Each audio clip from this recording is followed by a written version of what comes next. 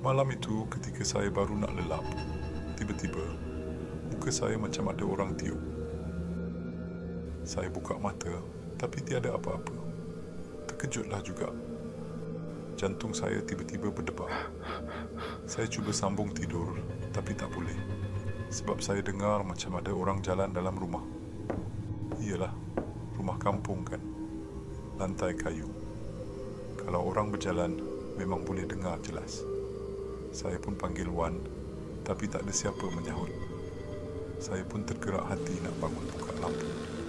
Bila saya buka, malangnya tak ada siapa-siapa. Kemudian saya turun bawah. Saya tengok Wan, elok je tengah tidur.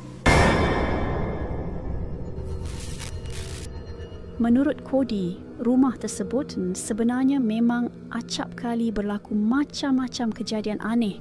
Tetapi wanita itu tidak mahu bercerita apa-apa kepadanya sehinggalah penggambaran tamat.